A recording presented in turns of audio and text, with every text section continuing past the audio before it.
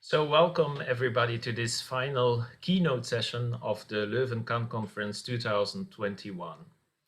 Before I introduce the speaker of this session, Andrea Esser and Fiona Hughes, I would like to remind you one last time of some practical matters. So firstly, I would like to ask you to remain muted during the keynote address by Andrea Esser and also during the comments by Fiona Hughes. And only unmute yourself when it is your turn to ask a question. To ask a question, please use the raise hand icon, but in case of technical difficulties, you can put your question in the chat. As usual, after the official time of the Q&A, the Zoom meeting will remain open for informal discussion. And since this will be our closing informal discussion, I would like to invite you to bring a drink with you. You have still time to put it cold now. Well, then I have now the pleasure to introduce to you our third keynote speaker of this conference, Professor Andrea Esser. Andrea Esser is professor for practical philosophy at the Friedrich Schiller Universität Jena. Before going to Jena, Andrea Esser was professor of practical philosophy at the University of Marburg. Since 2011, she has also been the executive director of the German Society for Philosophy. Her research focuses primarily on the work of Immanuel Kant, but from this, however, she also researches the topics of organ donation, death, transmortality, and she also relates Kant's teachings to the work of philosophers of antiquity and more general, the Enlightenment. Among her many publications, I will limit myself to mentioning her monographs, first published in 1997 with Wilhelm Fink Verlag, and growing out of her PhD, Die Struktur ästhetischer Reflexion in Kants Theorie des Schönen, Kunst als Symbol. Secondly, published with Frohman-Holzburg in 2004, her Habilitationsschrift, which was entitled Eine Ethik für endliche Kants Tugendlehre in der Gegenwart. And then thirdly, I should mention a monograph that is in the making and has the title Urteilskraft. It is to appear with De Gruyter. Today, Professor Esser will talk on the idealism of purposiveness, Kant's proof in the dialectic of aesthetic judgment. Her talk will be followed by some comments by Fiona Hughes. Fiona Hughes is a senior lecturer at the School of Philosophy and Art History of the University of Essex.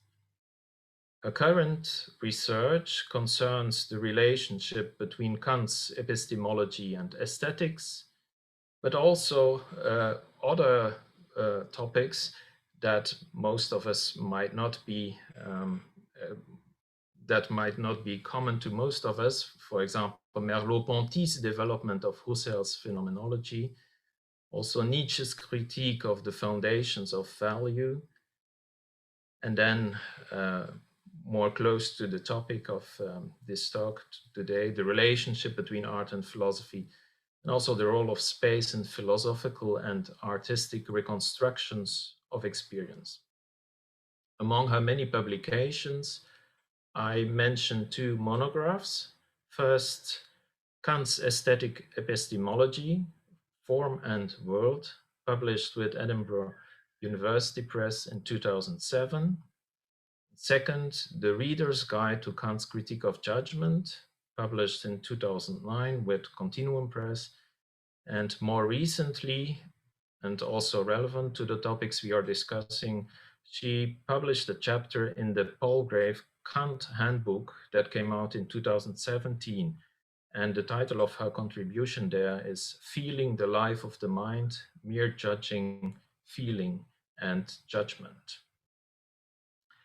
I now give the floor to Professor Andrea Esser, who will talk about the idealism of purposiveness, Kant's proof in the dialectic of aesthetic judgment. Thank you so much, Henny, for your introduction. And yes, there are still have been some books to finish. And before that, the edition of the third critique has to be finished. So don't remind me for this. And thank you so much, Karin and your team, for organizing the invitation and the opportunity to give a talk within this conference, and you all for still being here. Before I start, just let me emphasize that my work on Kant during the years of editing the third critique is a close collaboration with Andreas Eckel, Associate Professor of the Goethe University in Frankfurt. Therefore, also many of the insights presented here emerged from this teamwork. So let's start with Kant's so-called proof in the dialectic of judgment. Quite a few earlier interpreters of Kant's third critique have felt that the dialectic of aesthetic judgment from a substantive point of view is a basically redundant section of the text. For it is argued that the normative claim involved in judgment of taste has already been explicated in the second moment of the Analytic of the Beautiful, if only actually justified in the deduction of the pure aesthetic judgments. Any further engagement with this question and the dialectic appear to be rather far-fetched, as Julius Hermann Kirchmann has already suggested in the 19th century, thus anticipating what Henry Allison later called the question of redundancy. More recent discussion of Kant's work has not been quite as harsh in this regard.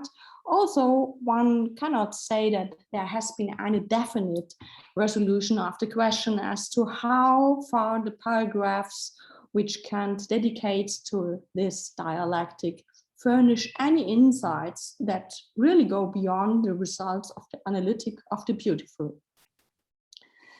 If we are to clarify these still undecided questions, it is essential to examine certain concepts and problems with nonetheless to pose a significant interpretative challenge.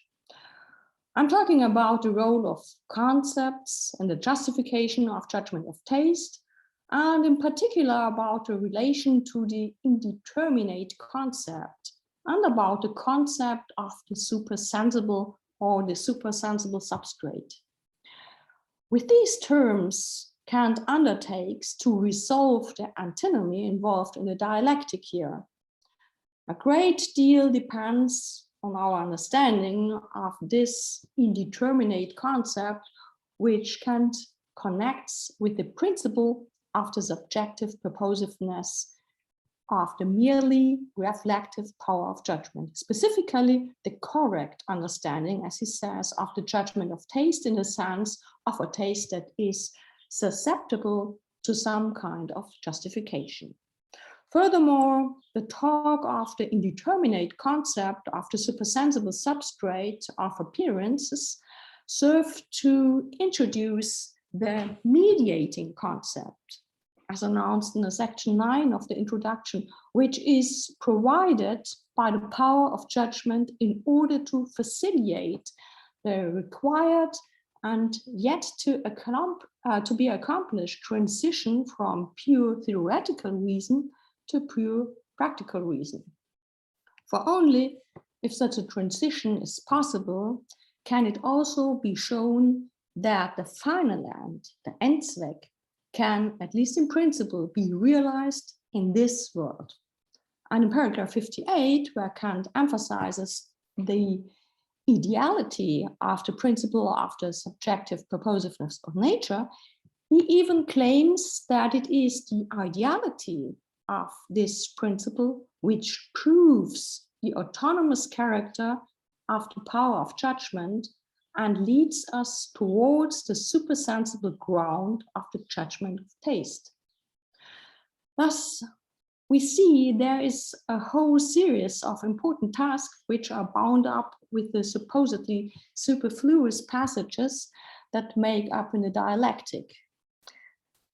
These tasks clearly cannot be fully clarified in the context of the present paper, but I should like to at least to try some further clarification of this indeterminate concept of the supersensible, already surely a very obscure notion to those who are familiar with Kant's work.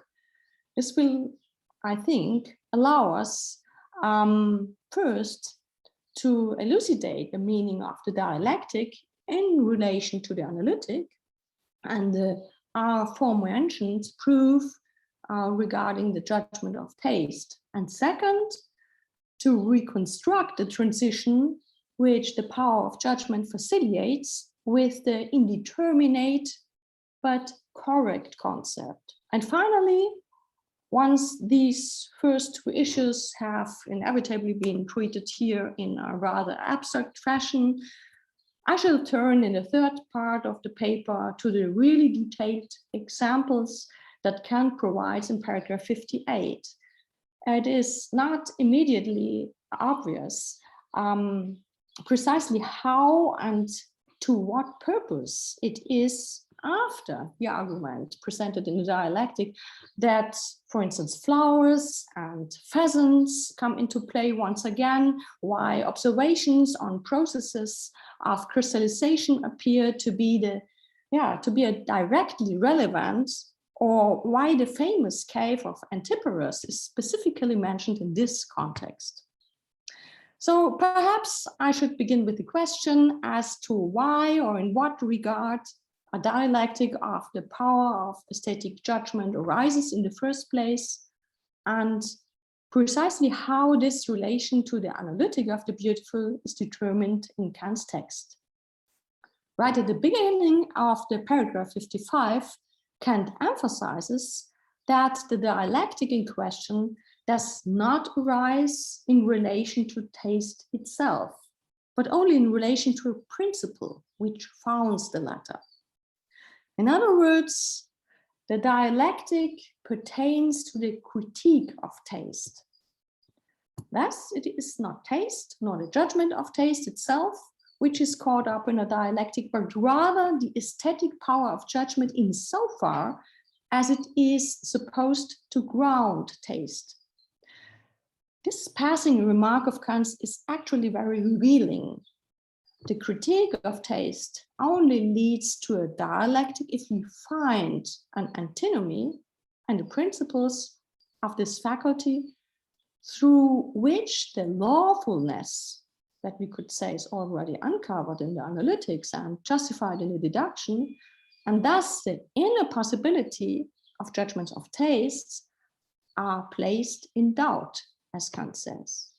And indeed we find such an antinomy, namely in other contemporary attempts to ground taste or in the commonplaces of various traditions, in what Kant calls the empirism of taste and the rationalism of taste.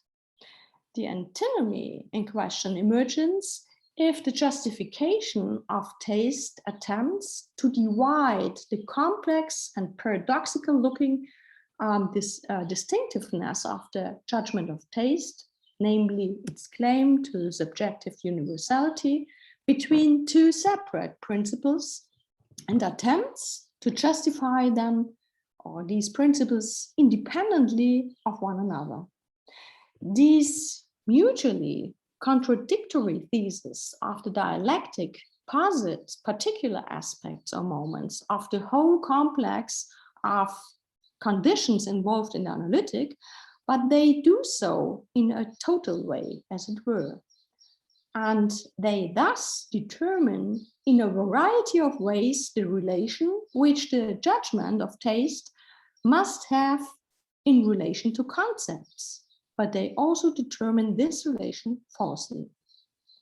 According to Kant, it is possible to resolve the antinomy by recourse to an indeterminate concept. This expression is specifically introduced in connection with an intermediate proposition which is missing and the two already mentioned commonplaces. And it is introduced precisely because it seems clear that, quote, the judgment of taste must be related to some sort of concept, auf irgendeinen Begriff bezogen. The relation to concepts, which Kant regards as indispensable for grounding the judgment of taste, is a distinctive one. It is the relation to the, I quote, mere, pure, rational concept of the supersensible, or as he puts it in the context of the correct presentation of the thesis and the antithesis, quote, the judgment of taste is based on some also indeterminate concept, namely the supersensible substrate of appearances. And this is, as Kant emphasizes, the correct concept of taste as a merely reflecting power of aesthetic judgment. It seems that Kant, as in section 9 of the introduction that I mentioned earlier, thinks that it is necessary for systematic reasons to make further use of the concept of the supersensible, and thereby of course also to elucidate and even in some sense to determine the positive function of this concept. While I use the word determine cautiously here, for while the critique of pure reason had furnished an indication, Anzeige, that points to the supersensible as the supersensible substrate of appearances, it had also left this concept entirely undetermined. Practical reason had furnished a certain determination to the concept of the supersensible by means of the moral law, but precisely one that can only be employed in a specifically practical sense. But in section 9 of the introduction, Kant thinks it is possible to furnish the concept of the supersensible with some determination in the context of a theory which identifies the conditions under which one may assume and presuppose the supersensible, and where one must locate this concept in a critical investigation if it is to exercise a genuinely critical function. Now, that is just what a critique of judgment accomplishes, and does so specifically insofar as it reveals the supersensible dimension of nature on the basis of the principle of propositiveness as a supersensible substrate which is determinable by our intellectual faculty. Well, but how is this concept of the power of judgment connected with the principle of propositiveness? Well, Kant establishes a relationship in his resolution of the antinomy. There he emphasizes that the concept on which the judgment of taste is based is that, quote, of a general ground for the subjective propositiveness of nature for the power of judgment.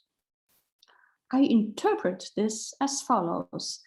The concept of the supersensible is the ground of the valid judgment of taste regarding the beautiful, namely the ground which consists in the subjective propositiveness of nature. But in this context, the supersensible does receive a certain determination through the principle of the propositiveness of nature. It does so insofar as the supersensible, as a supersensible substrate of nature in us, is brought into connection with the supersensible substrate of nature outside us in the judgment of taste, or insofar as this connection is taken to exist. The concept of subjective propositiveness itself is and remains undetermined because it cannot be provided with any intuition that could determine it in a theoretical sense. But now I should like to turn to the problematic issue mentioned at the very start of this paper and ask, what then do these reflections specifically mean for the question of the relationship between the analytic and the dialectic in the first critique. One significant difference in this regard is the following. All these relations and connections, whether it be the mediation between the claims of practical reason and the concept of nature, which was presented in the first critique, whether it be the relation to the supersensible, which was required here, and the extension of the concept of nature by recourse to the principle of purposiveness, only arise when we attempt to determine more precisely the status and function of the principle which underlies the judgment of taste.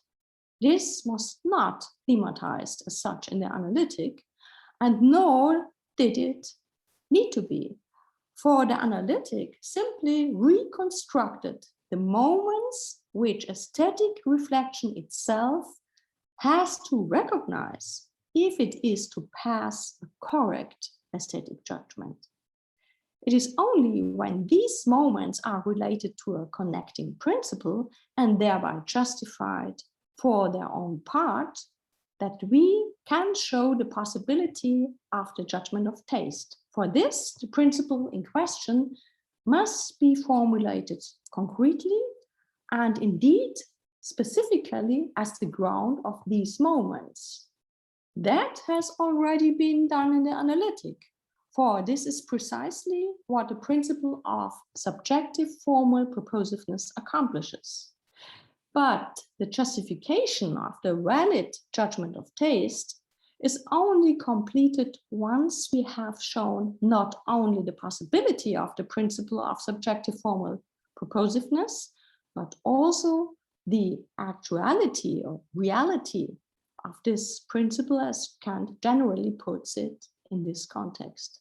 In other words, when it has been shown how and why this principle must be acknowledged and accepted. But this is a demand that cannot be met within the analysis of the judgment of taste, for the ground in question can only be identified by looking to the systematic context in which this principle stands. The principle of subjective formal purposiveness provides us with a concept of nature in such a way that the supersensible substrate in us is not simply confronted by a nature in which freedom cannot be realized. For nature can also be conceived in such a way, namely as resting upon a supersensible substrate outside us, that the realization of freedom within it is a rational supposition. This makes it clear that we are not directed to the principle of subjective formal purposiveness solely through the analysis of the claim raised by judgment of taste that are actually made, but also on account of a ground which can only be disclosed through the systematic investigation as a whole. And this is the ground, according to Kant, that emerges through our own determination or vocation, Bestimmung, or we could say our supersensible vocation, namely to secure due scope and prevalence, Geltung, to the greatest extent that we can for freedom and morality in a world that is not already moral simply in and of itself. Yet this whole complex of issues can only be found in the dialectic, for that is precisely where in paragraph 58 and 59 the connection between the supersensible substrate in us, upon which aesthetic pleasure rests, and the supersensible idea of freedom is established. Also, the decisive thing to be noted here is that this connection is established through an analogy. This is therefore the claim of the transcendental investigation, which over and beyond the analytic also demands further attention to the key of the question of taste, which was certainly not sufficiently clarified in that earlier context, as paragraph 9 originally appeared to promise. Thus, what was largely presented negatively in the 4 moments of the analytic, and what aesthetic reflection was expected to provide if we wish to make a correct judgment of taste, this must now also be developed in connection with the previous results of transcendental philosophy as a whole, namely in terms of both earlier critiques. From the systematic point of view, therefore, the grounding of the judgment of taste cannot be regarded as already completed with the analytic. What still remains to be shown, even after the deduction, is the status of this principle in relation to our theoretical understanding of nature and in relation to our practical understanding of nature. The commonplaces discussed in the deduction already show that there can certainly be misunderstandings regarding the status of this principle, but it also seems possible to misinterpret the issue in terms of a realism of propositiveness, insofar as we might well erroneously take subjective purposiveness to be the effect of an objectively purposive nature, or possibly even as a real effect of the creator of nature. Now, the analytic itself cannot clear up these misunderstandings. For this, we require a further proof, one more deeply rooted, as it were, of the principle itself in its fuller context. I hope that it is now a little clearer why Kant holds that the principle of the ideality of propositiveness downright proves, as he says, that in fact we find and can only find the standard of aesthetic judgments in ourselves. It is only with this insight into ideality that aesthetic judgments can disclose for us the supersensible dimension of nature outside us. For we can receive nature in a particular way, namely in the fortunate case of an object rightly judged by us as beautiful, as something which occasions the experience in us of an inner purposiveness in the relationship of our mental powers. This coincidence must be explained as necessarily and universally valid on the basis of a supersensible ground. This is because such a purposive relationship of the powers of representation in us belongs to the supersensible substrate in us, indeed precisely constitutes this supersensible substrate in us. The supersensible outside us, that is nature but not nature qua object of cognition, and the supersensible in us, in the sense of our intelligible nature, thus reveal a connection between these two domains, so that, I quote, there must still be a ground of the unity of the supersensible with regard to nature and freedom. And Kant puts it in the section 2 of the introduction.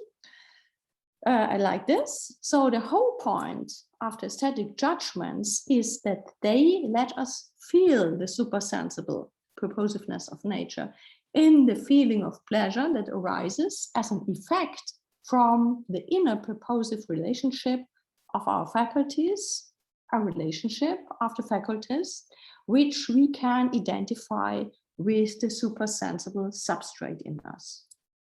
Somewhat similar is the case with other judgments, namely those regarding the sublime and the moral judgments, where it is a question of the feeling of respect.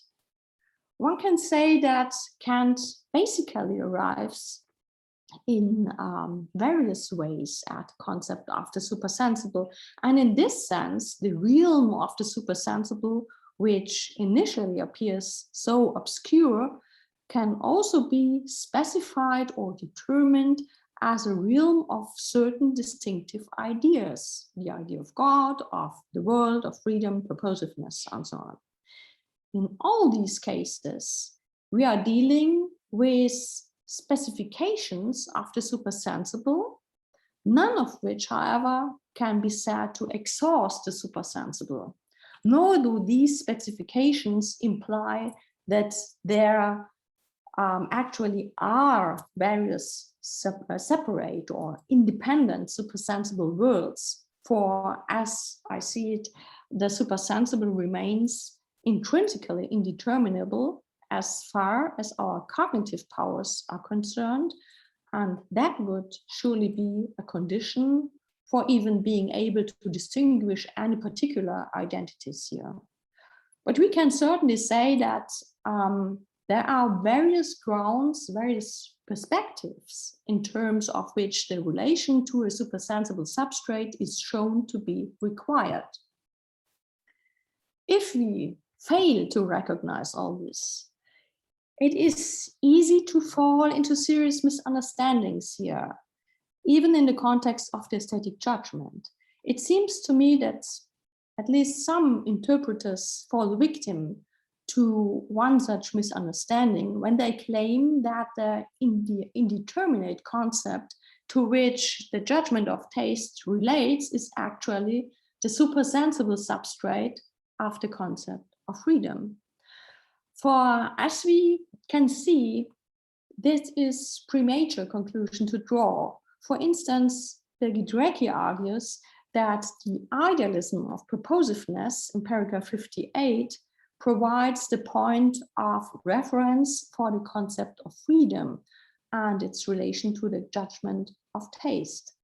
Yet paragraph 58 makes no reference whatsoever to freedom in the sense of the transcendental freedom as understood in the first critique, or in the sense of the idea of freedom as discussed in the second critique. What Kant talks about in this paragraph, and I shall come back to this, is what he calls the free formations of nature and matter, which exhibit a free process of development. But this has nothing to do with rational ideas. Kant also talks about the freedom of the imagination, but he explicitly brings this into connection with the principle of subjective purposiveness. And finally, in paragraph 58, we also find a reference to the principle of autonomy, but specifically in relation to judgment of taste and power of judgment, which here judges in accordance with the principle of subjective purposiveness. Again, in paragraph 59, which argues that we are entitled to interpret the beautiful as the symbol of morality, and in which presumably served here to protect against this misleading interpretation of the indeterminate concept, Kant emphasizes that in the case of aesthetic judgment, the power of judgment, quote, gives the law to itself, gibt ihr selbst das Gesetz. It is quite true that Kant here draws attention to the analogy with reason, which does the same with regard to the faculty of desire. But then he immediately and specifically stresses that the power of judgment, quote, sees itself as related to something and the subject itself and outside of it, which is either nature nor freedom, but which is connected with the ground of the latter.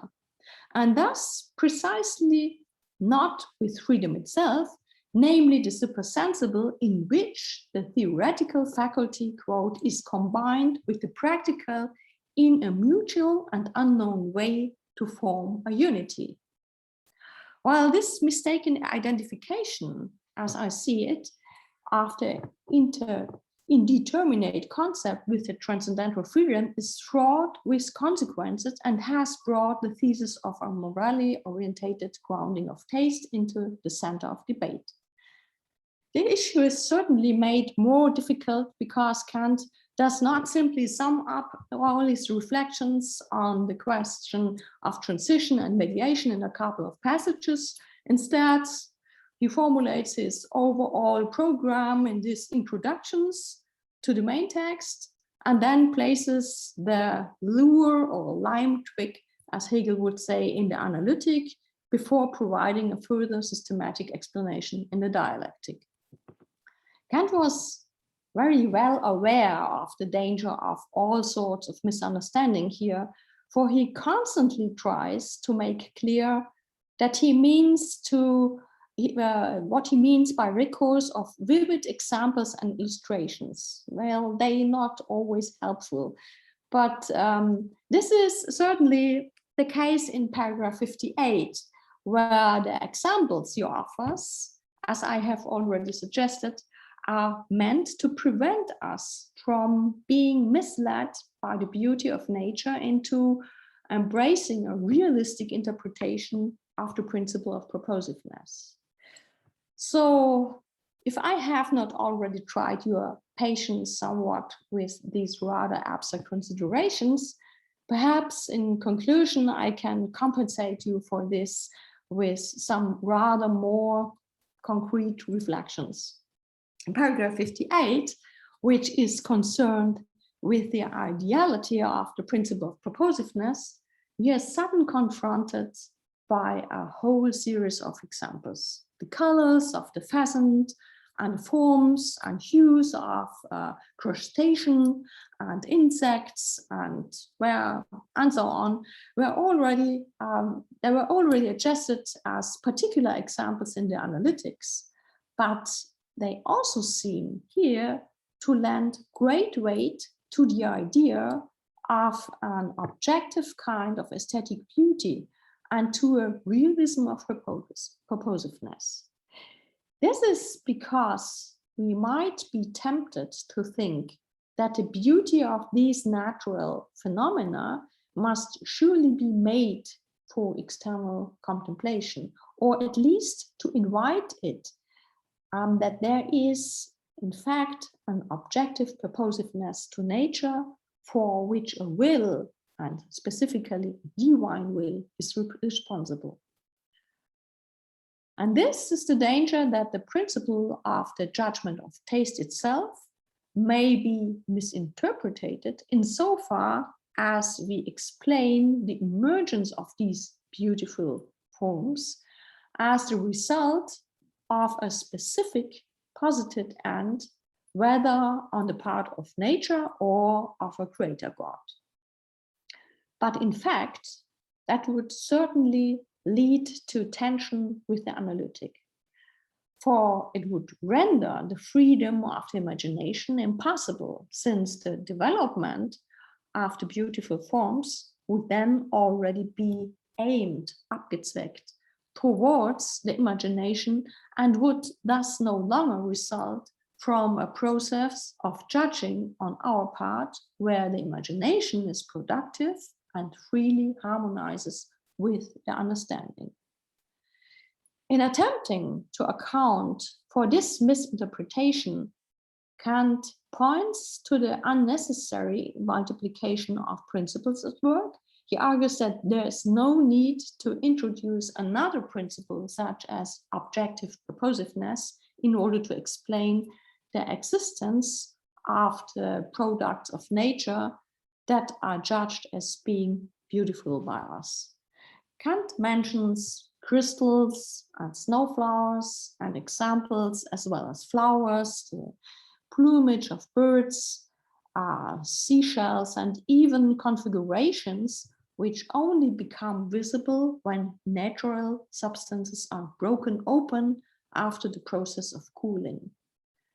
It may well appear to us, on the basis of the beauty of these natural products, as if they made for us, as if they must have sprung from a will that originally designed them.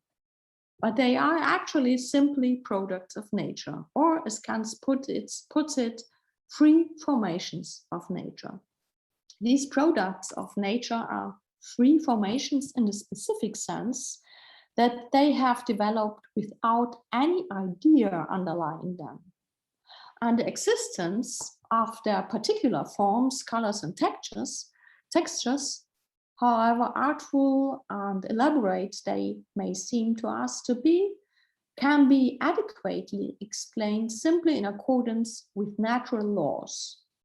When Kant uses the word free in this context, he certainly does not associate it with any further practical significance in the specific sense that the adjective practical bears in the context of the, for instance, second critique. Here, he is simply emphasizing that nature has a capacity for forming itself aesthetically and purposively in its freedom without any special ends being aimed at. And at the same, it is also true, however unlikely, this may seem for such legendary phenomena as the dripping cave of Antiparos. I will show you later the one picture of this famous cave. It is not without significance that Kant should choose this particular example. The cave in question is mentioned in many travel descriptions of the time, such as Thornford's account, which became very well known and was translated into German. The cave became famous because the stone formations that were discovered within made such an overwhelming impression to anyone who went there. To many visitors, the stalactites looked like columns or tree trunks fashioned from marble, while others were struck by what appeared to be a stone altar at the heart of the cave. Celebrations by candlelight were even held there, and doubtless many were profoundly moved by the whole experience. But a more general discussion was also prompted by Thornford's suggestion that the stalactites in the cave were not actually formed by the dripping water, but were in fact the products of a kind of spontaneous inner growth. However, this discussion about the growing stones did not last long, as these formations too were soon provided with a causal mechanical explanation. Kant also alludes to this when he mentions the halo of the cave of Antiparos, and more than clearly formulates his own view, in being ironical, that even this is, quote, merely the product of water seeping through strata of gypsum. Thank you very much for your patience on this Saturday evening. And I want just share my, my desktop with, oh, no, that's the wrong one. I'm sorry. You don't see the cave. Yeah? You see the cave? Okay. Good. So this is the famous cave, and yeah. Now I try to stop this again, to see you and to listen. Thank you, Andrea, for this wonderful talk.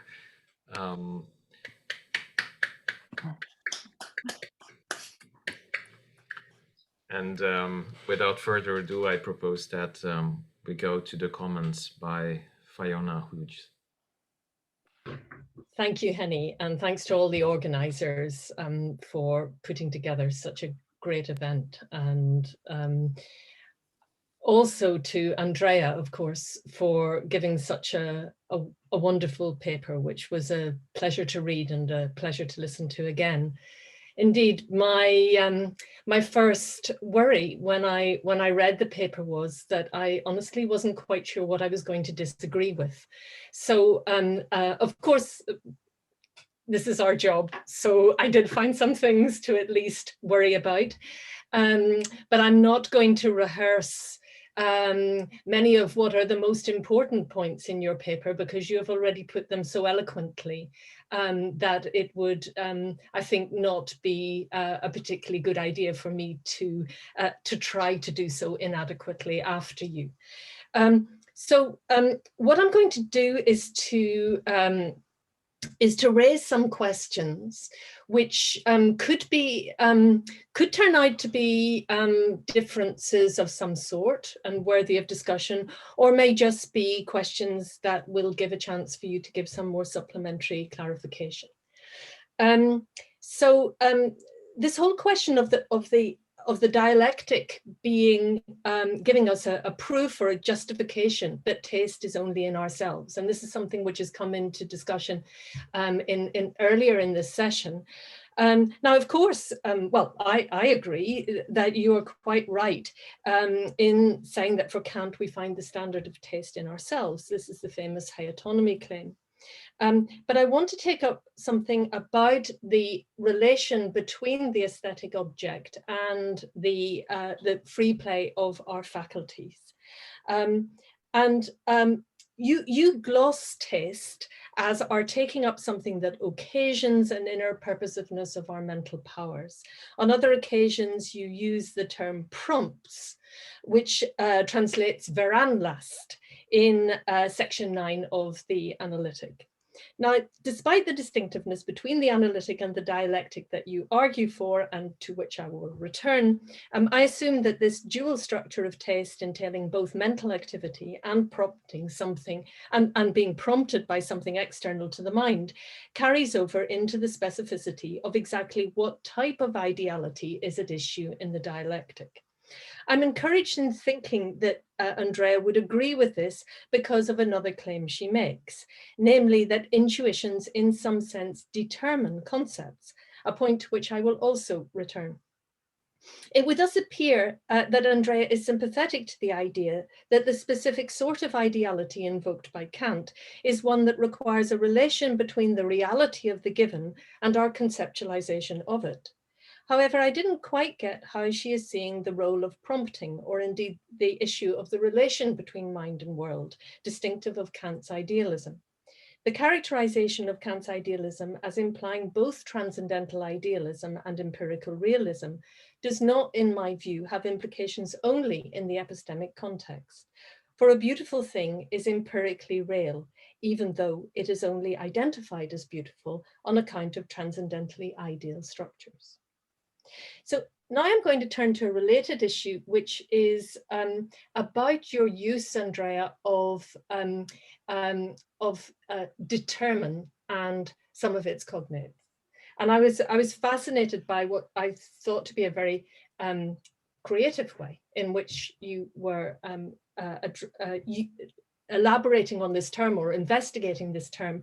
And I'm only going to take up one specific dimension. There are many more that I can't do justice to.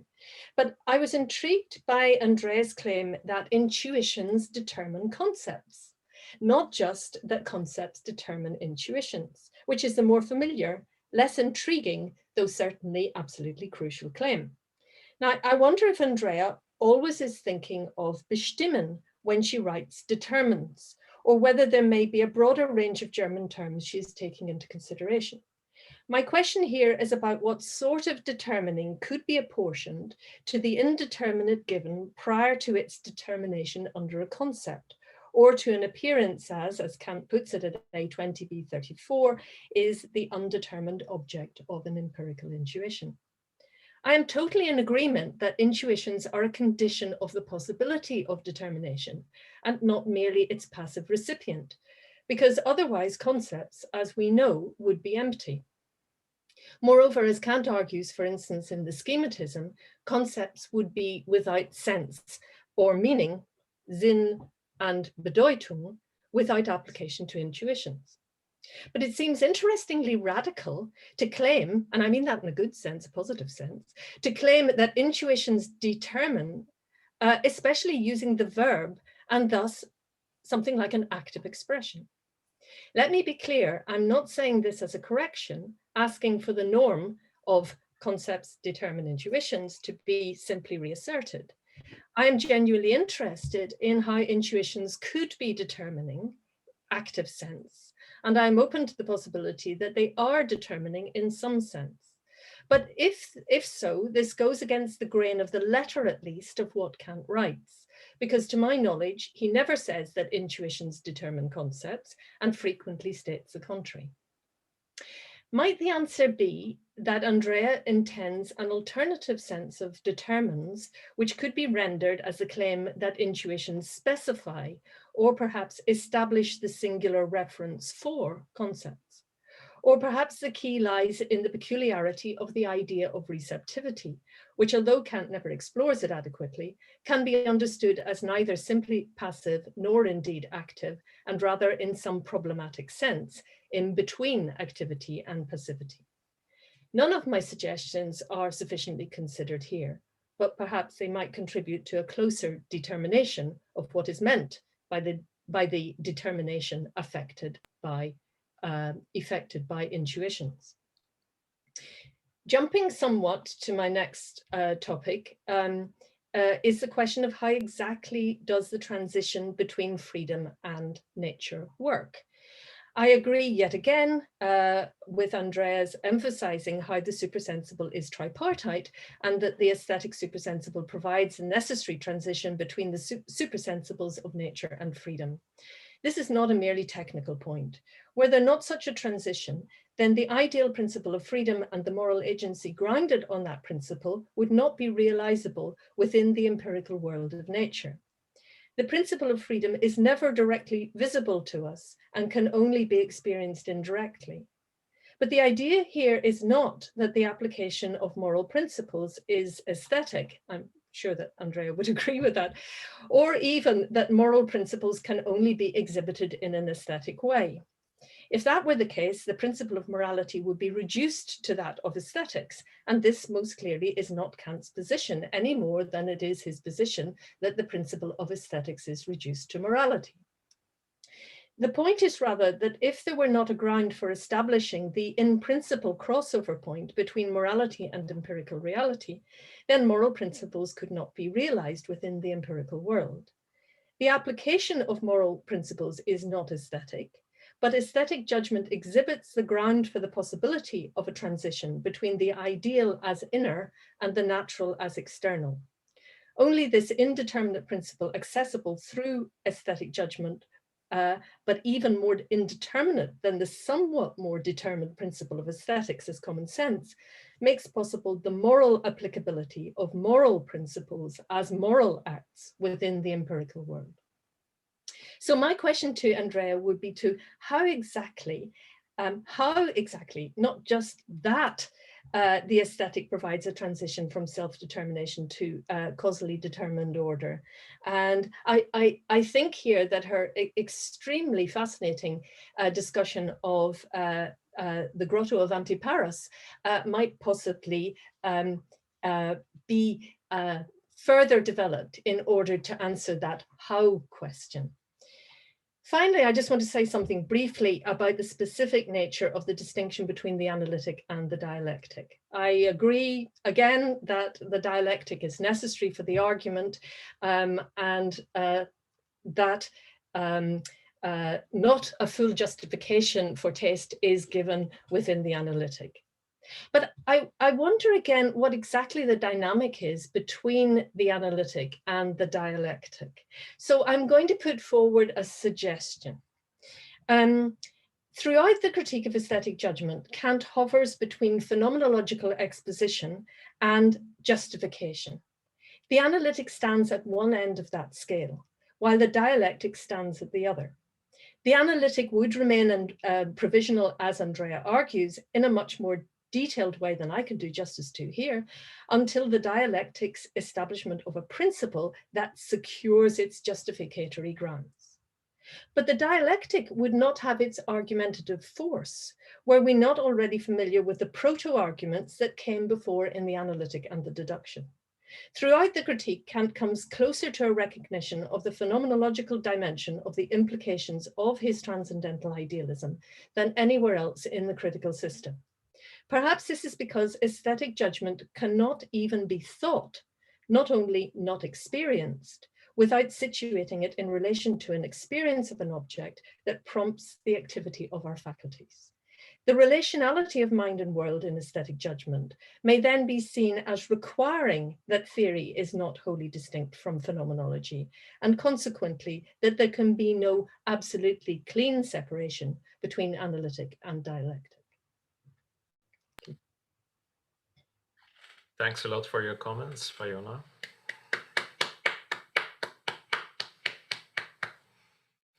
And Andrea Esser has now the opportunity to, if she manages to do this, shortly reply to Fiona's comments. Okay, I don't think I will manage it to answer shortly in an adequate way. So just let me put some light on your really helpful investigations, and I would really like to read it if you would send it to me. I think there might be some tensions between us, and I just want to highlight 3 points. Well, when I was, you mentioned on some ways the aesthetic object and the prompting, and I think this is a point where you might differ, because I don't think it is a good idea to talk about an aesthetic object in the sense that it is, as you said, a beautiful thing is an empirical, real thing. I guess that it is the point of aesthetic judgment that it is in some sort, if you say, creative, because while judging, in the process of judging, an aesthetic form is brought up. And you can't say this is a property of a special thing, because the thing is, a thing is just given as a pure, how is this, Vorstellung, presentation. And then everything depends on what we are doing with it. It's the first paragraph. So we have to judge it. It's an activity.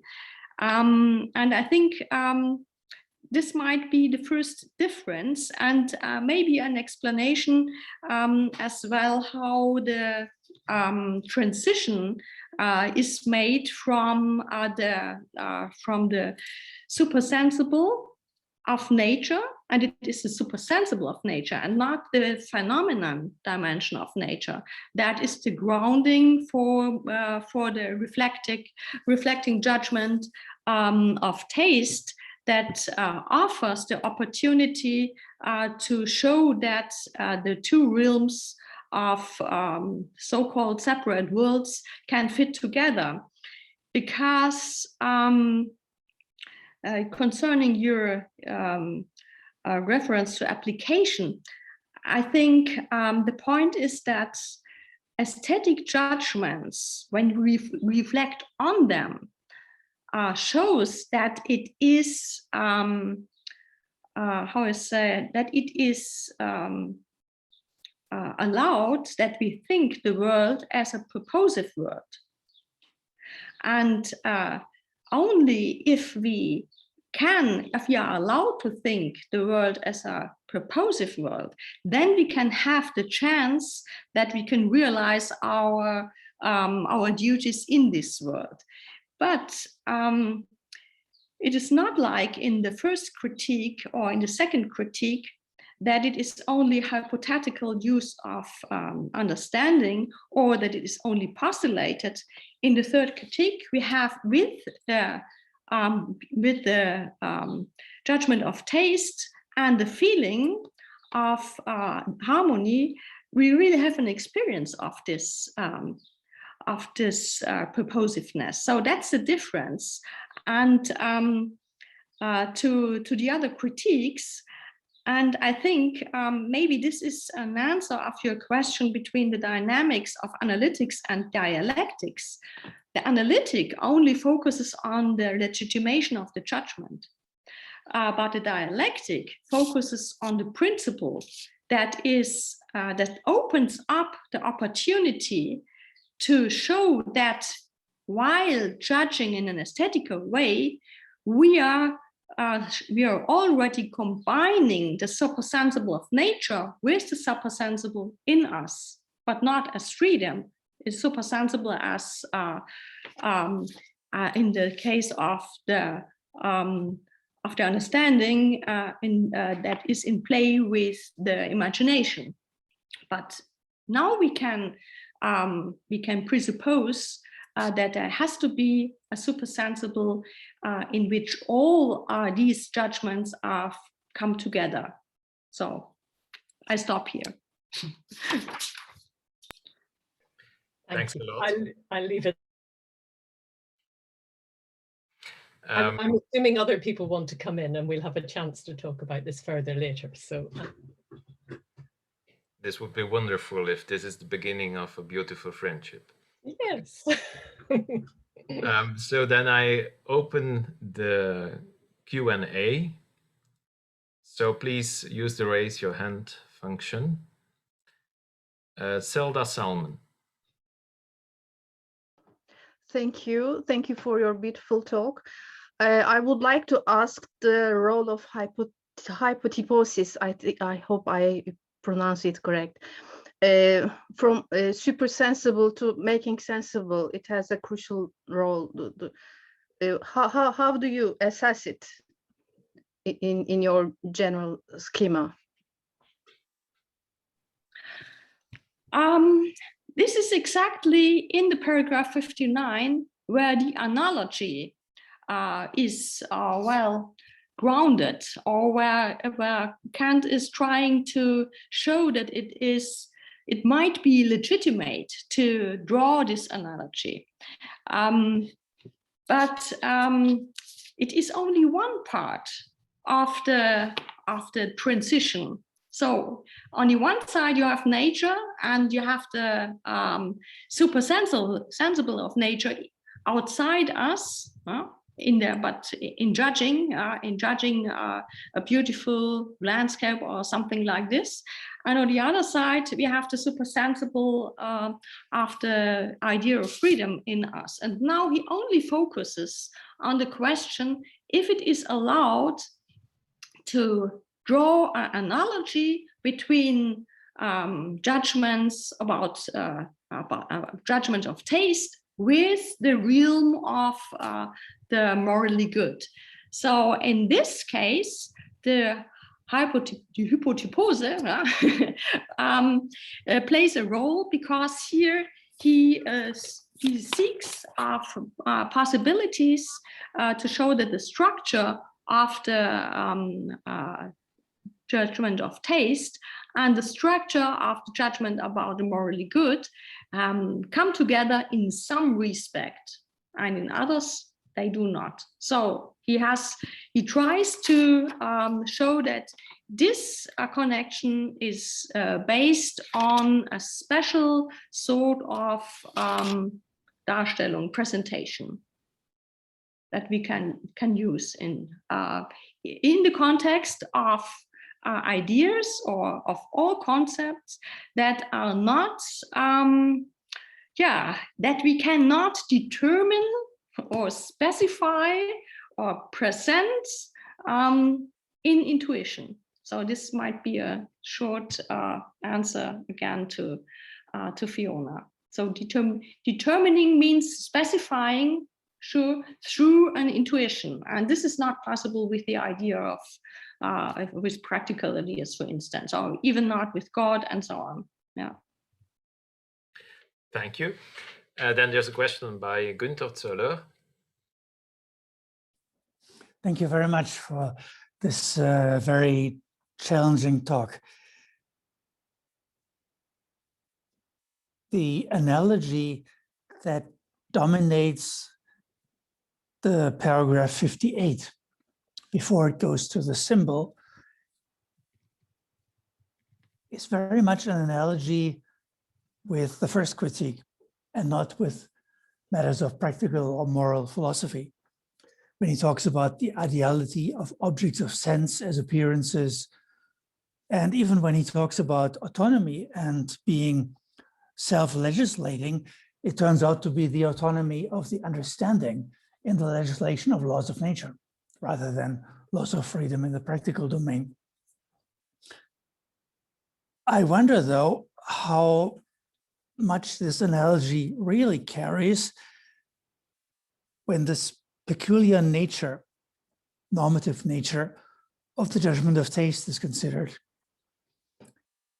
and where, to draw now on the moral philosophy for purposes of illustration, you might have to say that all this establishes the possibility of a judgment of taste in terms of the peculiar a priori validity for everybody that it entails, but nothing is established through these or any other considerations in the third critique at this point about the actuality of a judgment of taste. So that, to draw on the practical philosophy, just as with everything we know now about the nature of morality and the function of the categorical imperative and all of that, we cannot be sure that there has ever been and there will ever be a genuinely moral action by human beings. And analogously, we would have to say, we now know what it takes to have a judgment of taste. But for all we know, there has never been, there will ever be such a judgment of taste really uttered by an individual and especially by a community that would aesthetically agree about those things, because we have no insight into the clandestine influence of the agreeable onto the beautiful, like we have of incentives in our truly moral motivation. So would you say that the analogy also could be pushed that far in that direction?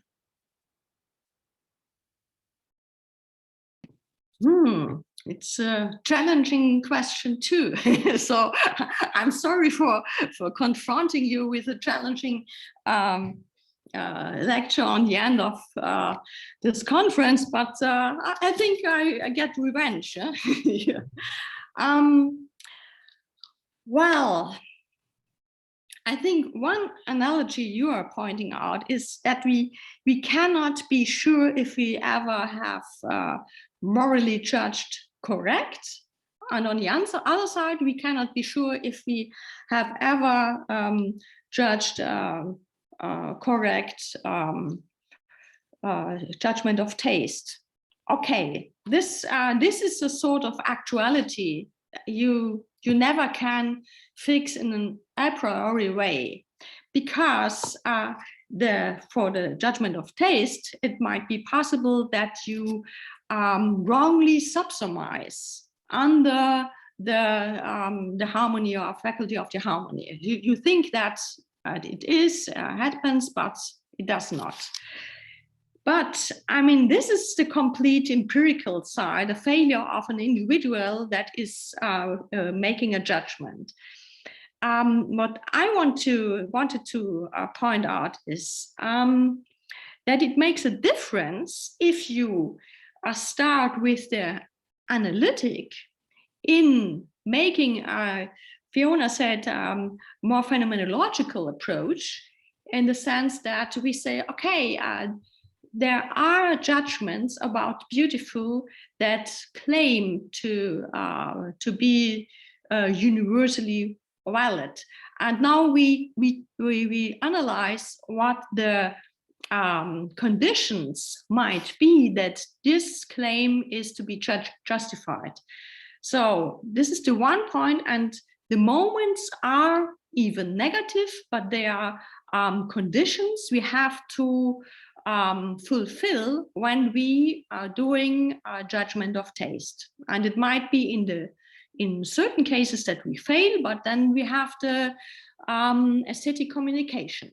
And it might be that this aesthetic communication and critique in while communicating makes us aware where we did fail.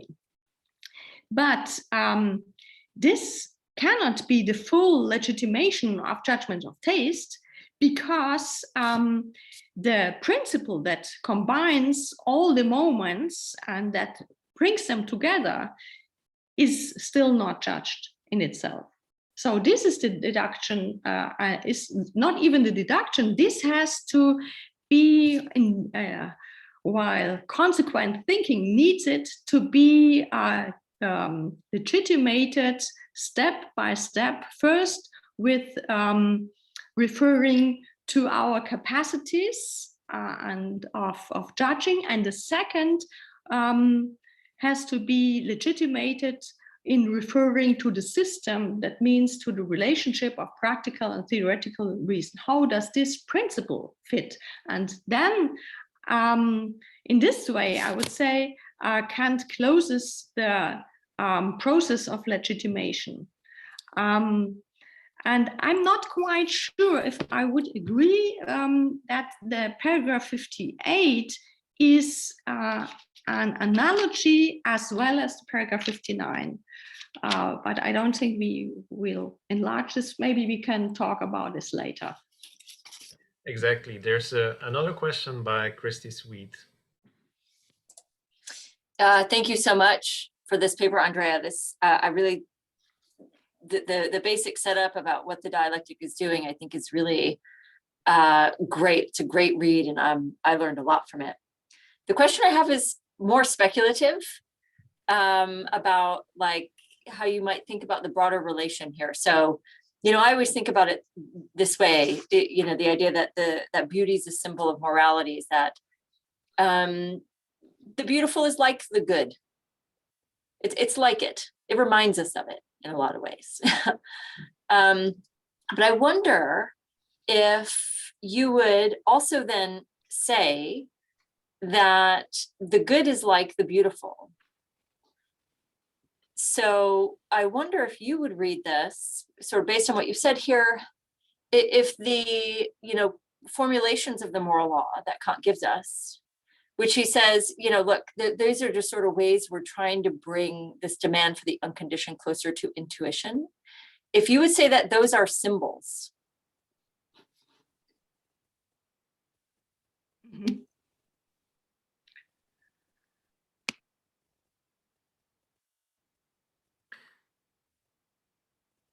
You've muted yourself, I think, Andrea.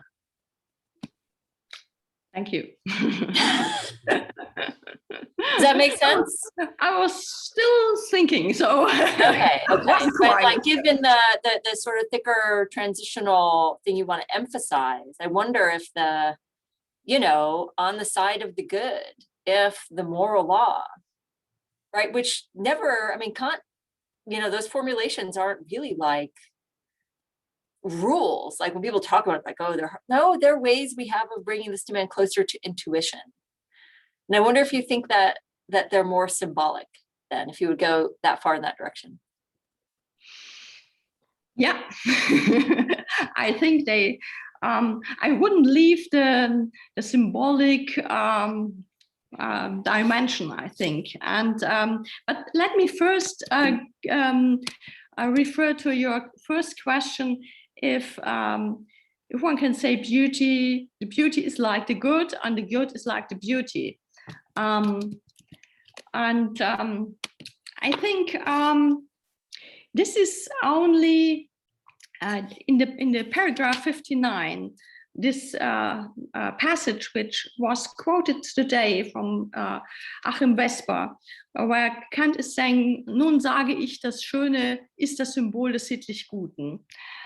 And in this context, I guess Kant is just taking up, even with this term duty, is just taking up a long tradition that every man, as he says, considers as naturally, and that every man postulates as a duty. but it is not duty in the moral sense. It is the tradition of the kalos kagatos, the tradition to say this is a natural a relationship between the beauty and the moral good. And in this sense of the tradition, it has to be vice versa. But I don't think that this is Kant's position. I think he just takes it up to show that we have reason to combine this, but we have to be very cautious that we don't mix this analogy up with a sort of, well, deeper or real connection. So in this sense, I wouldn't leave the symbolic environment. I'm not. Yeah, sure. I agree. So I would really, I mean, I'm with you like 110%. I think it's really important to keep those spheres separate for Kant. He really wants to insist on the separation of truth, beauty, and goodness. Like it's very emphatic. So I agree with you, you know, all the way down. So when I say it's like it, I just mean like it's like it. I'm thinking like the Greek icon, you know, like it's like it. It reminds us of it. It sort of, you know, refers to it, and you know, it's got this referential thing to it. And I just wondered if it went the other way and how far you would go. So, but that's fine. I mean, this was great. So I really learned a lot from you here. So thank you. I mean, it's like it. It's maybe it can lead to a confusion, and the confusion, or to put it tighter, might be very dangerous for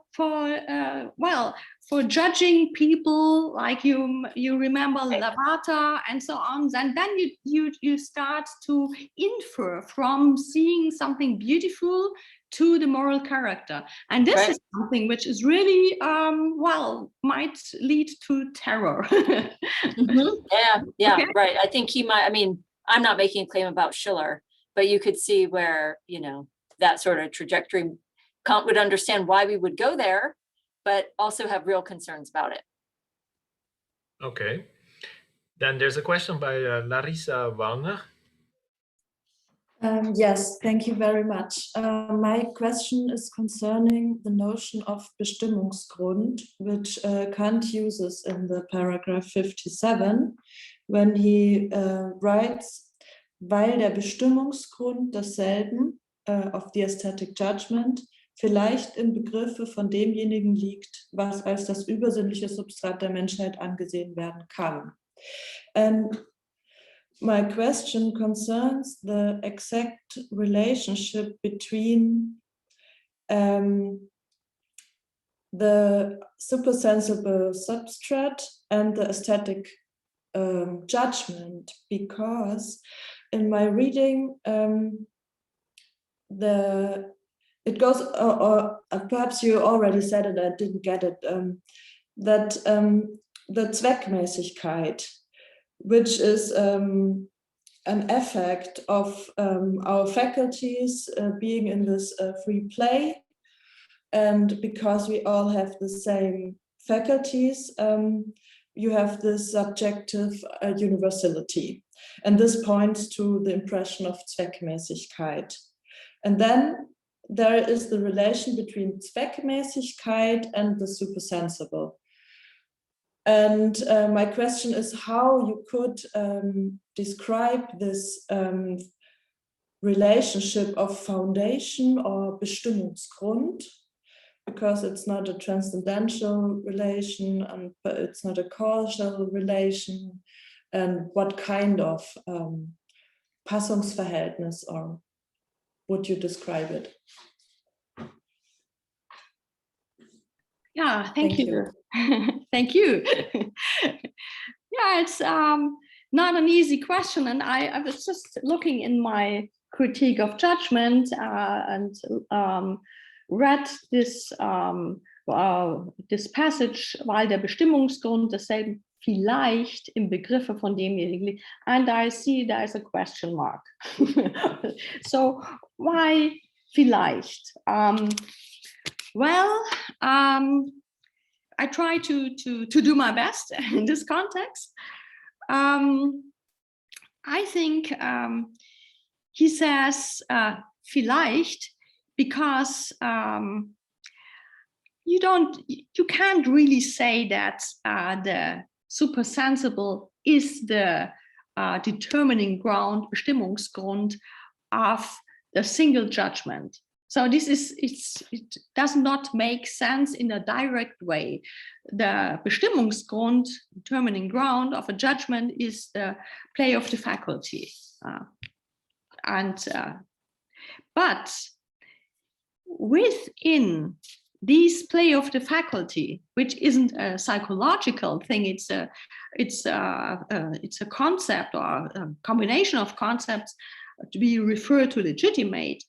But this play of the faculties leads us towards the supersensible ground of the judgment of taste. So in this indirect way, you can say that at the end of maybe in 57, he is he's already summing up, and he says at the end of the process of justification, you can say that the highest order grounding concept is the supersensible substrate of mankind. And you asked, how is it fit together, the supersensible and the substrate? And yeah, I just mentioned it in one sentence, that to talk about the supersensible substrate of mankind, this is putting together the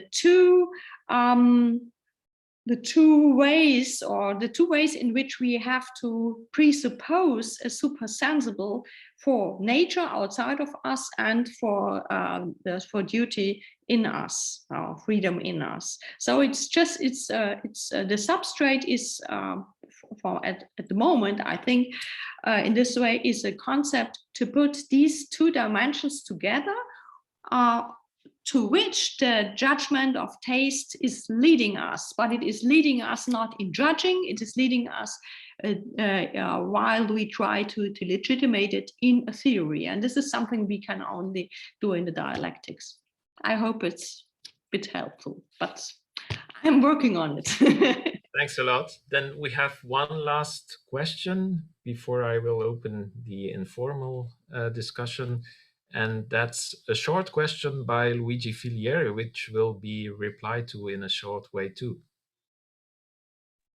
Actually, it is no short question. So should we skip?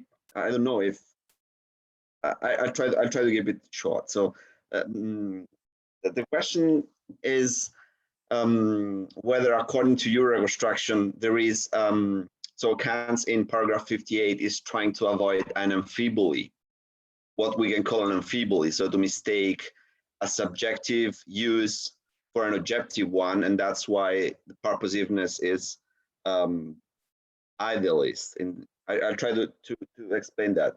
So in that paragraph, Kant cares to distinguish between idealism and realism of purposiveness.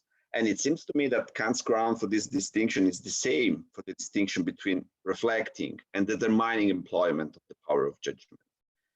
And this ground is the illegitimacy of a determining use of the reflecting principle of purposiveness. So on the one hand, you have a binary reciprocity between reflection and purposiveness.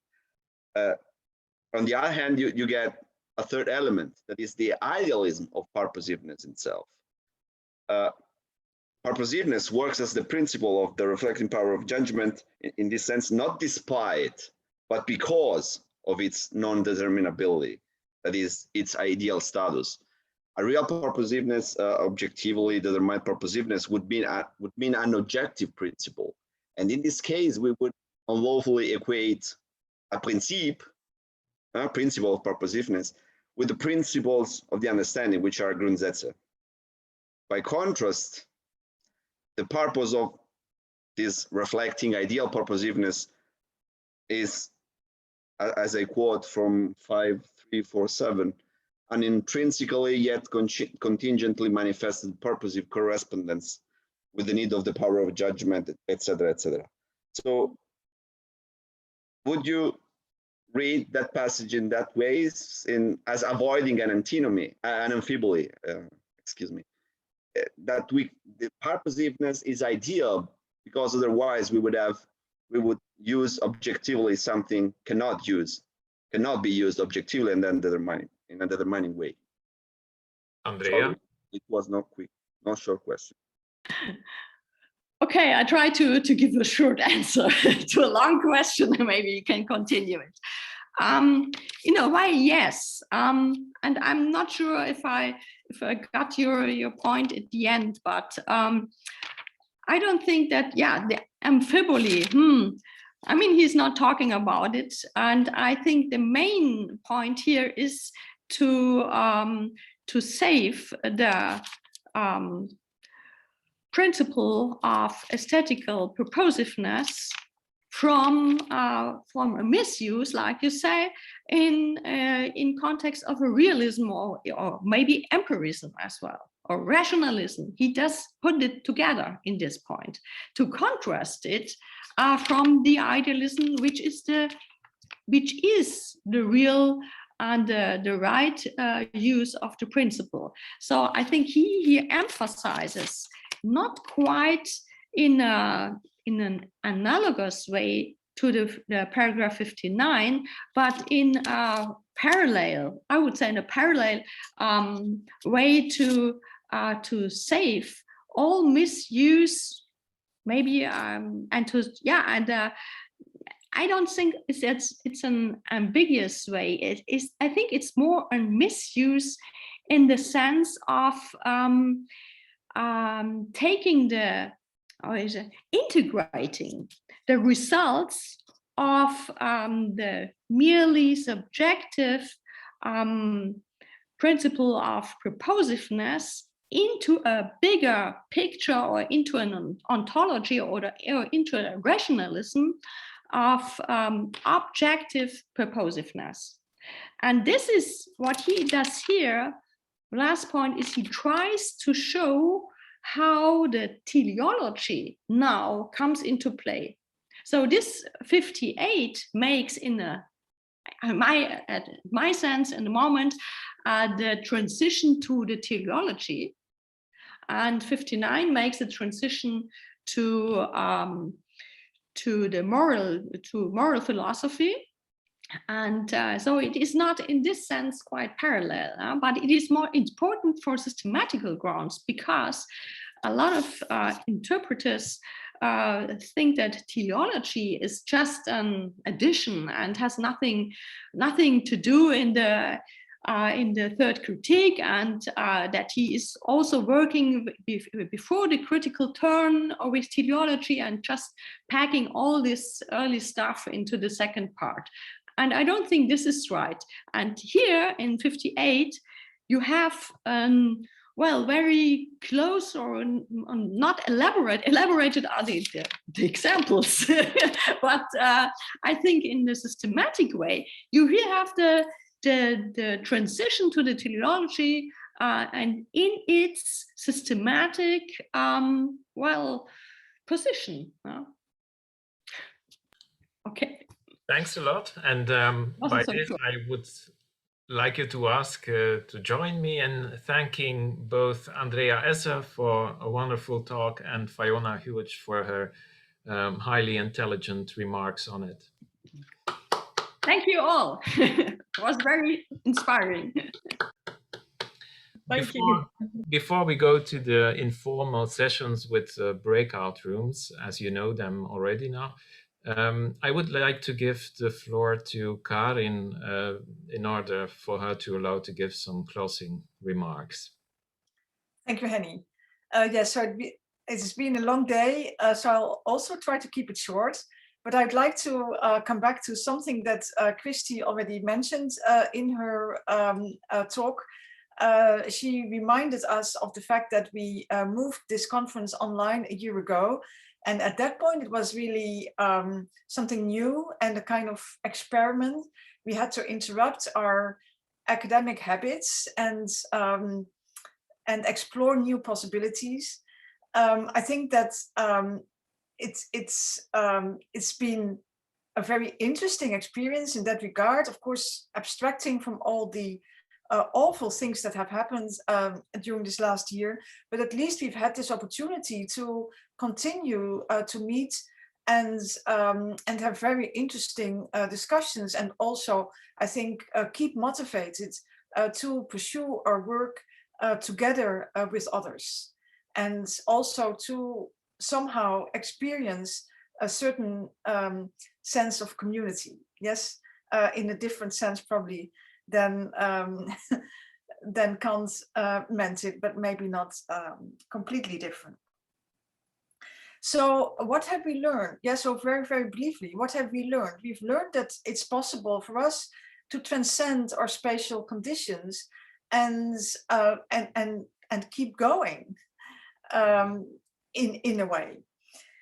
We've also learned that we can be much more cosmopolitan than we thought we could be by organizing a conference. Yes, we also always thought we are very cosmopolitan. Yes, look, we invite people from all over the world, but it turned out that we only could meet with a very small elite of interesting scholars working on Kant and related subjects all over the world. So we've discovered how cosmopolitan we can be, and maybe it's not. Maybe we could push it even further, but it's something new that we discovered. So we discovered these things, and we also got used to it more or less. But now we are apparently at a stage where it will most likely become possible to go back to our more natural environment. And speaking for myself, I have these questions. Yes, what will it be like to go back to this natural situation? And for one, I would miss this opportunity to talk to so many scholars from all over the world who never would be able to come to Leuven or many other places.